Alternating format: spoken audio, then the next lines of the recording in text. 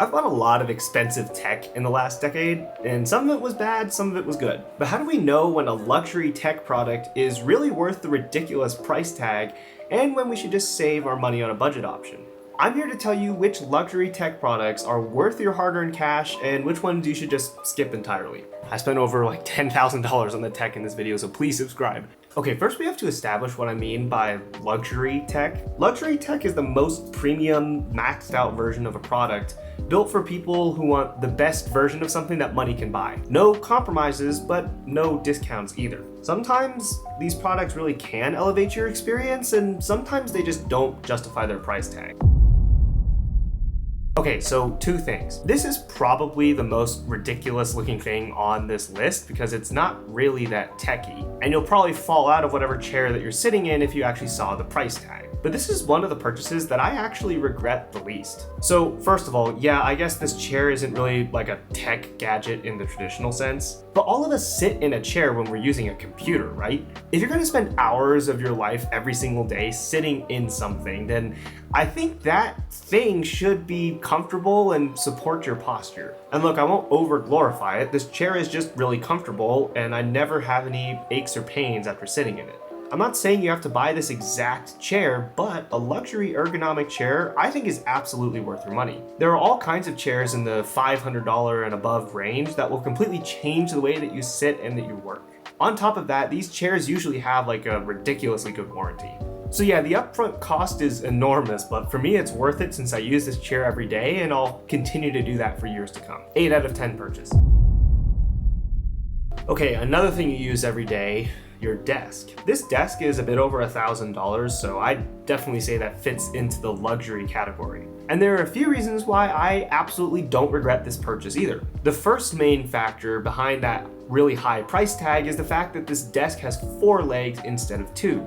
Most standing desks have 2 legs, which is fine. But since I use like a really large monitor, I'd notice sometimes that when I was even typing, then the monitor would start to shake just a little bit. So I wanted something that was totally sturdy at either sitting or standing height. The only way I could achieve that level of stability is with a 4-leg standing desk. Those extra 2 legs eliminate the wobble that I experienced on my other standing desk completely. The other factor that contributes to that premium price tag is the size. This desk is 72 by 30 inches, but as you can see, I actually use up that desk space pretty easily. It's really important for me to have a space where I feel really stable and I never feel cramped. Plus, having a standing desk allows for me to fine-tune my sitting height and to change positions if I ever get tired of sitting. But really, with the chair that I have, then I never really end up standing at this thing all that much. 9 out of 10 purchase.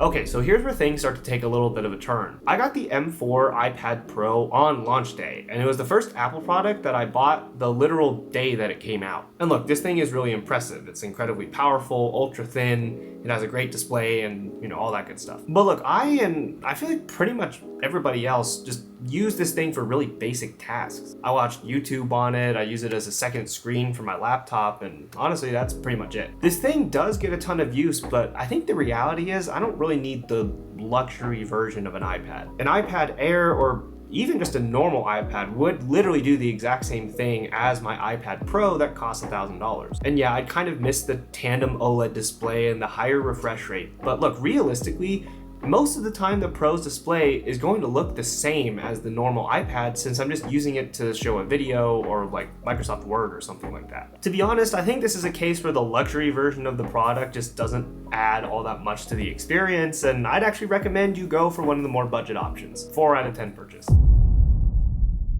Okay, I can keep this one super short. I love all my keyboards. A keyboard is another thing that you're gonna use all the time, and the difference a quality mechanical keyboard makes is just night and day. I have several keyboards and all of them have lubed switches and most of them have custom keycaps and all of them have some sort of modification that I've made to improve the sound. And look, it's just impossibly satisfying to type on something every day that I've fine-tuned to my own preferences in terms of sound and feel. And if you're willing to spend around $200, you can get a typing experience that feels like your pillow being just that right amount of cold when you get into bed. 10 out of 10 purchase.